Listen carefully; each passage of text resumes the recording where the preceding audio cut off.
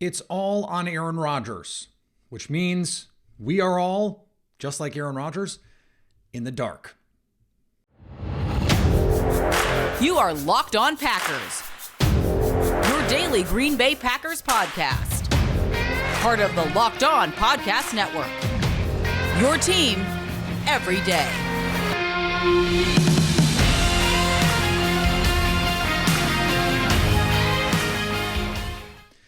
You are Locked On Packers, part of the Locked On Podcast Network, your team every day. I'm Peter Bukowski, and I cover the Packers for The Leap, a newsletter I would love for you to subscribe to. You can follow me on Twitter, Peter_Bukowski. Follow the podcast on Twitter at Locked On Packers. Like us on Facebook. Subscribe to the podcast, iTunes, Spotify, Google Podcasts. Wherever you find podcasts, you will find Locked On Packers, the number one Packers podcast on the internet, and the show for fans who know what happened. They want to know why and how. Today on the show, new reports around the future of Aaron Rodgers. I want to start, though, I was at Super Bowl week, and we have great interviews coming from Super Bowl week. Marshall Newhouse, who won a Super Bowl in Green Bay, talks about Aaron Rodgers' leadership, talks about a lot of interesting topics.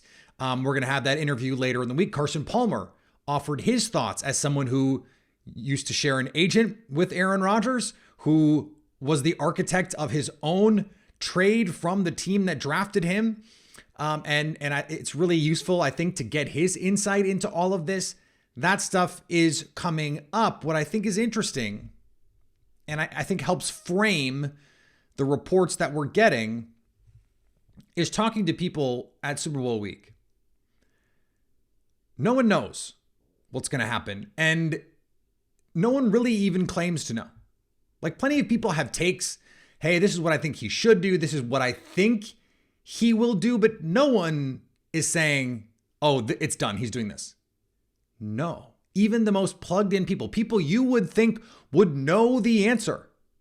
People who are close to Aaron Rodgers or close to the Packers or are the most plugged in insiders that we have in our business. No one knows. And maybe we are really sitting at the whims of a guy who is currently stimulating his DMT in a dark room somewhere, whatever that means. No one really knows. Now, Mike Sando from The Athletic reported that his survey of executives around the league netted an answer that the league believes Aaron Rodgers is going to play somewhere else in 2023. We'll see. The league has been wrong before. No question about that. And I do find it interesting. We've talked about the Adam Schefter reports.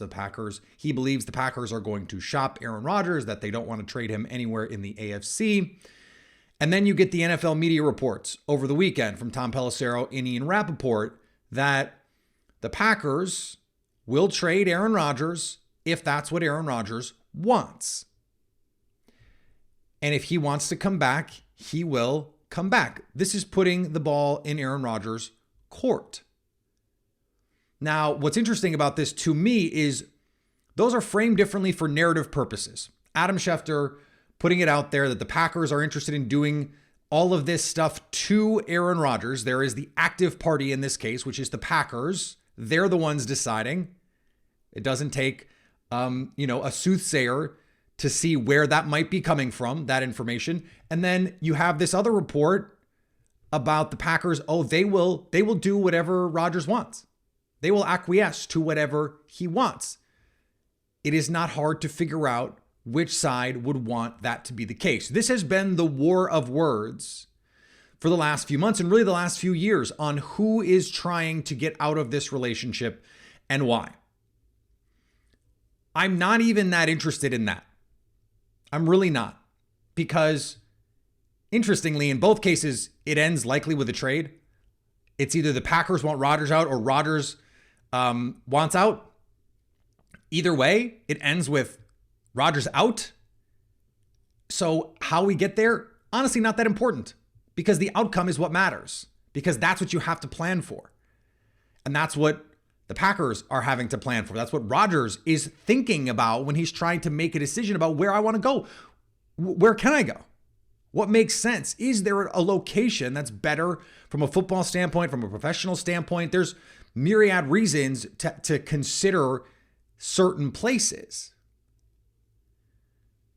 The bigger problem with all of this is whether or not, we don't know the degree to which any of these reports are true in practice, right? But the degree to which Green Bay seems content to let Aaron Rodgers make this decision is troubling. The Packers have to be acting in the best interest of the team. Now, maybe it is the case that the Packers believe the best thing for the Green Bay Packers is for Aaron Rodgers to play in Green Bay, or maybe to put a finer point on it, that the best place for Aaron Rodgers to play and the best place for the Packers for Aaron Rodgers to play is in Green Bay, assuming he wants to be in Green Bay. He has to be excited to be in Green Bay. The flip side of this, though, is it's possible, and I think likely, that what the Packers are saying is, we would like you back under certain circumstances. If you are willing to meet those circumstances, great, come back. And if you're not, then let's go. And we'll figure out a trade moving forward. That seems like the most likely scenario. But framing it this way, let's assume the NFL media reports are true, that if Aaron Rodgers wants to come back, he will come back. In a vacuum, that is problematic for the Green Bay Packers. The Packers need to make a decision here. And for them, this is the best point in the development of Jordan Love, in the contract of Jordan Love, and in the contract of Aaron Rodgers to make the decision to move on. That's just the reality of the situation. You cannot allow a player to continue to hold your franchise hostage like this, as he has over the last few years, as this contract that they gave him a year ago has done. This was supposed to be the thing that sets you up to have at least 2 years of Aaron Rodgers. And now you have him once again hemming and hawing and having to go on DMT stimulating darkness retreats to figure out even if he wants to play football, much less play for your team. That's not what you want. And Aaron Rodgers can say all of the right things about being all in once he makes his decision. That doesn't make any sense. It just logically doesn't make any sense. If you think that two options are really good, or even just marginally good, you make a decision, part of you is going, did I make the right decision? Are we sure? Like, you go to a restaurant and there's two dishes that really stand out to you. And you order one and the person you're with orders the other. And you get yours and you're really excited about your option. But you see them take a couple bites of that pasta and you go, dang.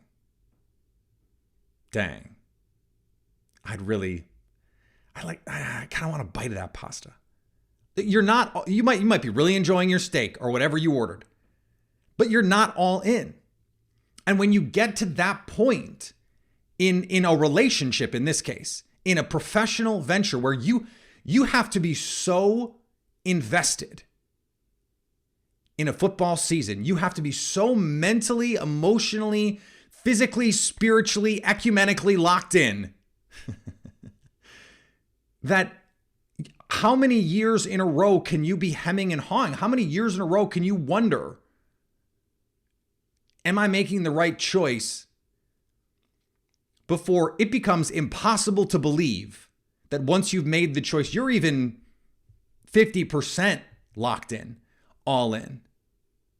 Because the further we get along in that process, the easier it is to fall out of it. The less committed you are to the choice that you've made. And that is what becomes really, really troubling for the Packers as they try to plan for their future.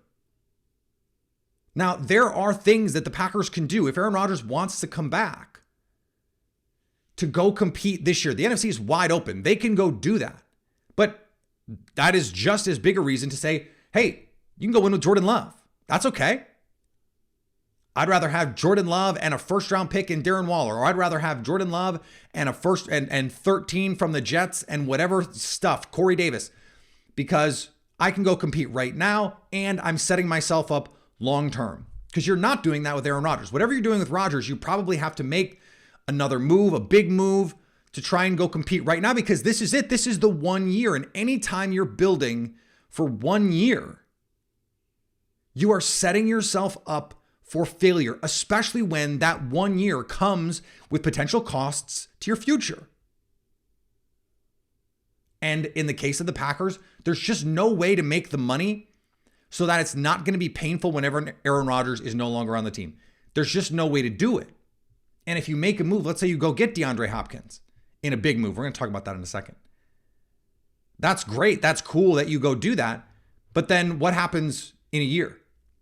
And DeAndre Hopkins is a year older and a year more expensive.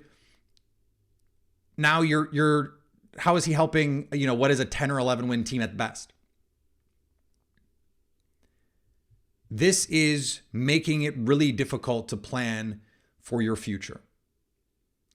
And the Packers are showing once again, I think in the spring of 2021, they showed we're not going to acquiesce because Rodgers wanted out. Rodgers wanted out. He was done. He was livid with the organization. And they ultimately said, if you want to retire, you owe us $30 million. And they called his bluff in a lot of ways. He comes back, he wins the MVP. But then they fully acquiesced to him because they gave him this enormous contract that has these long-reaching tentacles into future years that can potentially debilitate your salary cap situation. He didn't have to do that. The Packers didn't have to do that. It didn't have to be this way, except Aaron Rodgers wanted the most money. Remember, it was always about the money. And that leads us to where we are now, where he is in control of this situation. And that is just the reality. And it speaks to an unwillingness from the team to take control of this situation. And unfortunately, that gives me even less faith in the organization to make the right decisions moving forward, because in this case, it feels like, especially if this NFL Network report is to be believed, that they are punting on this decision. They are making Aaron Rodgers make it. And that is just not a reflection of a team in control or of a team with a quality plan, short-term, long-term, medium-term, whatever, moving forward. Today's episode brought to you by our friends at BetterHelp. BetterHelp is online therapy to help you with all sorts of things. It can help you with just about anything that you're going through. When you're at your best, you can do great things, but sometimes life gets you bogged down. You may feel overwhelmed or like you're not showing up in the way that you want to. Working with a therapist can help you get closer to the best version of you, because when you feel empowered, you're more prepared to take on everything life throws at you. If you're thinking of giving therapy a try, BetterHelp is a great option. It's convenient, it's flexible, it's affordable, and entirely online. Just fill out a brief questionnaire to get matched with a licensed therapist and switch therapists anytime for no additional charge. If you want to live a more empowered life, therapy can get you there. Visit BetterHelp.com/lockedon today to get 10% off your first month. That's BetterHelp.com/lockedon. I still believe the Packers and Aaron Rodgers are set for a divorce. I still think that's where we're headed. And we get the report from Jeremy Fowler. The Jets have inquired, and the NFL media report from Tom Pelissero and Aaron Rappaport said, the Packers have essentially been telling teams, look, we get it, but we're not there yet. And that doesn't mean that they didn't have, short discussions, top line discussions, 30,000 foot view discussions. It would be silly for the Packers not to be at least gauging the market, right? Because that must play into all of this. But this goes back to our first point. If you're saying, well, we're going to wait, then you really are waiting for Aaron Rodgers. And you're not letting the market dictate what your decision is, because who knows if the Jets come in and say, here's 2 first-round picks, and the Packers are saying, but if Rodgers wants to come back, we're going to let him come back. No, those picks are more valuable than one more year of Aaron Rodgers. They just are. And so that, I think, is more evidence that the Packers really are letting Rodgers drive all of this.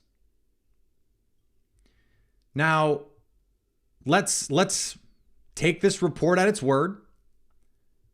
And Aaron Rodgers wants to come back. This is a possibility we have not really reckoned with on this show. Mostly because I don't think it's going to happen.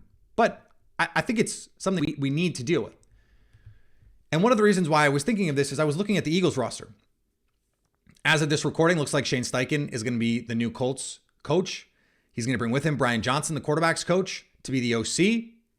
It looks like Jonathan Gannon is at least one of the favorites to be the Arizona Cardinals' next head coach. So that coaching staff is gutted. Okay, free agency could gut the rest of this defense. Chauncey Gardner-Johnson, free agent. Javon Hargrave, free agent. Brendan Graham, free agent. Ndamukong Suh, Linval Joseph, free agent.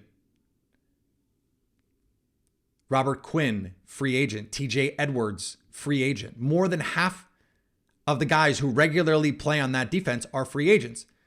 Multiple starting offensive linemen. Isaac Suomalo, Jason Kelsey, free agents. Miles Sanders, free agent.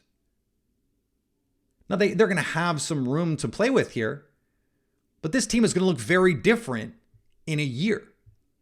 It's one of the reasons that it would have been nice to be able to maximize Jordan Love's contract when they had it, but no one should, by the way, complain about back-to-back NFC Championship games and a number 1 seed in 2021. It didn't come to fruition, but it was not Aaron Rodgers' salary that was really preventing the Packers from making the moves that they needed to. It wasn't really. There's always money in the banana stand. The reason I bring up the Eagles is they're the easy favorites. They're probably going to get worse in 2023. The 49ers, who's playing quarterback, and everyone after that, you're going, who are you afraid of? You look at a lot of the numbers out there, DVOA and like Pro Football Focus has their metrics-based analysis of this team. The Packers were a top 10 team last year at the end of the season. Add a piece here, a piece there. All of a sudden, if you're the same top 10 team and just get a little luckier in some of these close games, and all of a sudden, instead of a 7-win team, you're an 11-win team, I think that you can feel like you can compete. But so what do you have to do? If Aaron Rodgers wants to come back, you have to make it worth it. Like, you can't say, okay, Aaron Rodgers is back and nothing. Like, that is nonsensical. So what about Aaron Rodgers comes back and you make a move for a receiver? Or you go out and you make a move for a receiver and you pay Chauncey Gardner-Johnson a bunch of money or Jordan Poyer a bunch of money. You have to go in at this point. And even if it is just 1 year, you have Jordan Love, maybe, and we're going to find this out in the next couple weeks, maybe what you have to do is decline Jordan Love's option. He's going to play 2023 on that the 4th year of his contract. And then the Packers, if he's going to be their quarterback, they can franchise tag him. It's not going to be that much more than the 5th year option, but it gives them more flexibility on the cap because they're not locked into that number. And let's say Aaron Rodgers misses half the year, Jordan Love looks great. Then rather than franchise tagging him, you just give him a new contract. You just pay him. You give him the Aaron Rodgers, the old 2008 bargain of all bargain contracts. I think it's easy to forget. Aaron Rodgers was on a second contract when the Packers won the Super Bowl. It just wasn't that top of market, $300 million deal. Quarterbacks weren't getting $300 million, but that's not the point. That could set them up for future success. And by the way, it could lower Jordan Love's cap hit in 2024 so that they have more flexibility to go add some pieces. If Aaron Rodgers is coming back, and Mark Murphy told Diana Rossini over the weekend that they expect an answer here before free agency, you'd have to. You really would have to satisfy any definition of not dragging this out. And we may already be past that given the number of Pat McAfee interviews that he's done and darkness retreats that he's told us about. But you have to make some big moves. The 2021 offseason, and I mean the offseason after your 2021 year, so heading into this past offseason, so a year ago, where you signed Sammy Watkins and you draft some developmental players at the top of the draft. Can't do it. Can't do it. And I think if you thought last spring, after you signed Aaron Rodgers, that you were going to have 2 or 3 more years of Aaron Rodgers, then the Christian Watson and Devontae Wyatt and Quay Walker picks make a little bit more sense because you understand, okay, soft reset 2022, and then 2023, you're really going to go for it with those guys at the top. Well, okay, but now you don't even know what the deal is. And maybe all of this from Aaron Rodgers is just some leverage to get them to make some moves. You have to make a move. Like, not because Aaron Rodgers wants you to, but because you only have this one last ride. And if everyone understands this is really the last dance. I mean, think about what they did in 2021. They went on and they got Wendy Merciless. They made moves to make them better. And they worked. You know, like I don't know how much the Packers did not think they were going to get all-pro Devondre Campbell when they signed Devondre Campbell, or they would have signed him in first wave free agency. The Packers did not think they were going to get borderline all-pro Russell Douglas from a year ago, not this 2022 season, when they got Russell Douglas, or they would have signed him outright a lot sooner. That's not what they thought they were getting. But they bolstered their roster. You know, over the last couple years, you try and see what you can get. Oh, Tavon Austin? Yeah, sure. Snacks Harrison? Yeah, sure. They've done that. You need a bigger move, though. It has to be something more. It has to be something in that Brandon Cooks space, that DeAndre Hopkins space, that Odell Beckham Jr. space. It seems pretty obvious now. Odell Beckham was never going to play this season. When the Dallas Cowboys signed T.Y. Hilton, that should have been apparent to everyone. Nope. Sorry, just was not going to play. Or they would have waited. And so maybe this offseason is the opportunity for Green Bay to bring in a player like that, get a full offseason under his belt, get fully recovered, and he helps you take off in 2023. You need to get that big piece, that here is our franchise, that A.J. Brown kind of game breaker. The Eagles are not playing in the Super Bowl on Sunday. Forget winning, not playing without A.J. Brown. That was the piece that tied this all together. The Packers are I think, closer to where the Eagles were a year ago than maybe we realize. And that one piece, now you bring in, Hassan Reddick and Javon Hargrave and some of these guys on 1-year deals. That has a big impact on your team as well. James Bradbury, by the way, he's a free agent as well. The Packers have a very talented roster. They are 1 or 2 pieces away from being just as good as a team like the Eagles.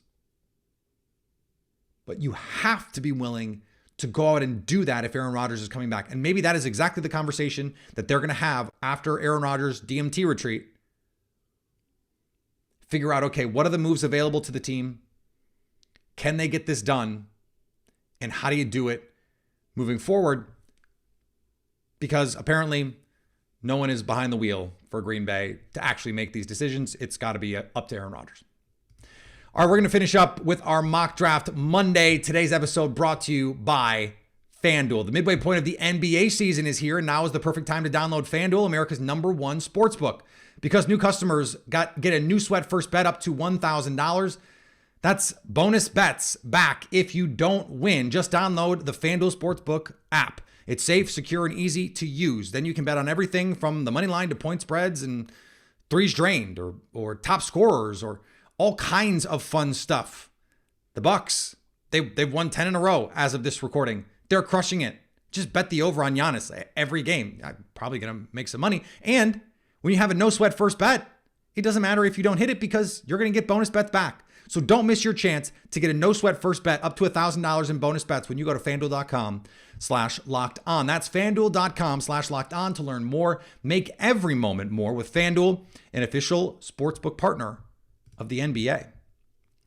So I thought I would have our mock draft Monday in mind with what we were just talking about. And that is, okay, what can you get out there on the market? So I traded, in this theoretical scenario, the 45th pick, so the second round pick, top 50 pick, and 116, so fourth round, second and a fourth, for DeAndre Hopkins, and 96, third round pick. So it's essentially a third and fourth round pick swap plus a second round pick for DeAndre Hopkins. And the reason you do this if you're the Arizona Cardinals is you want the draft capital, you understand you're not winning this season, and you're saving the money with DeAndre Hopkins.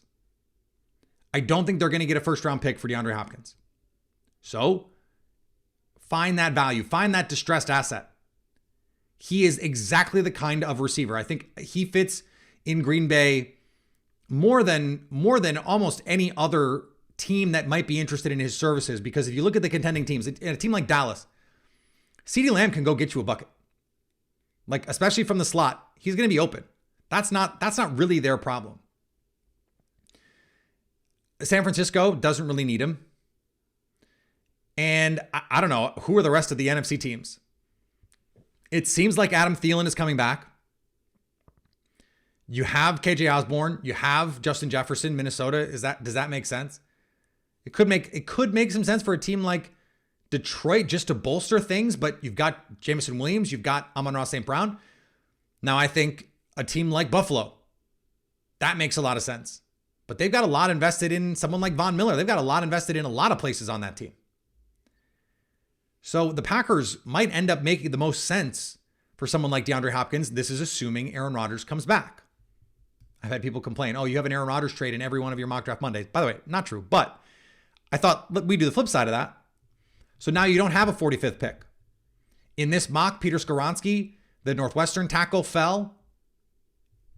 You don't need to complain about not getting a weapon because you got one. DeAndre Hopkins, great weapon, perfect complement to Christian Watson. Bang.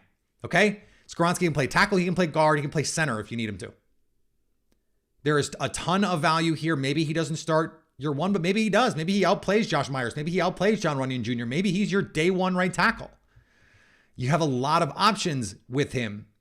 And then Zach Tom in a year is your starting left tackle. It just gives you so much flexibility. Always take offensive linemen. In the third round, I got Jair Brown, the safety from Penn State, someone who might have to walk right in day one and start, given the current Packers safety room. But maybe if you go out and you get someone like DeAndre Hopkins, you can sign a Jordan Poyer to a free agent deal. I would assume he's going to want to get paid, but if you're going to sign multi-year deals, that's the easiest way to deal with cap space. Because if you're going to sign a multi-year deal, you can make that year one cap hit nothing because you're spreading that money out. It's a beautiful thing. And then, does anyone really care? Like Dexter Senior, the defensive lineman from Florida, just to add some depth is a nice thing. But you guys are most interested in the DeAndre Hopkins part of this and the Peter Skoronski part of this. I get it. Sometimes I wonder why I even bother doing more than a first round or a first and second round mock, but the draft is 4 rounds. This is the kind of draft that says, okay, trying to compete right away. These guys can all help you right away. Now, the Packers got in a little bit of trouble last time they tried this because they drafted Amari Rodgers. They drafted Josh Myers. Those guys turned out to not be great picks. Josh Myers, we'll see. They still could have taken Creed Humphrey. I still don't understand why they did not take Creed Humphrey. And Eric Stokes, the jury's still out on him. There's a ton of talent there. I'm not mad about that. I will never be mad about that. Betting on a corner with pedigree, with that kind of athletic ability, yeah, okay, I'll take that. And he was terrific as a rookie. Did not play as well as a sophomore, but was terrific as a rookie. We'll see how the defense changes to accommodate all of this coming up this offseason and into the 2023 season, of course. We'll be back. We've got our interviews. Marshall Newhouse is going to be on the show. Carson Palmer is going to be on the show. These are leftover I don't even want to say leftovers, but they are Leftovers are delicious. Leftover pizza, wonderful. Leftover chili, I would argue better than same day chili. So these are not leftover to you because you haven't seen them yet. Marshall Newhouse, Super Bowl champion with the Green Bay Packers, Carson Palmer, who has been through a very similar situation with the Aaron Rodgers deal. Those are coming up this week. Follow me on Twitter, Peter_Bukowski. Follow the podcast on Twitter, Locked On Packers. Like us on Facebook. Subscribe to the podcast, iTunes, Spotify, Google Podcasts, wherever you find podcasts. You will find Locked On Packers. And anytime you want to come hang out with us live, you can do that on our Locked On Packers YouTube page to stay Locked On Packers.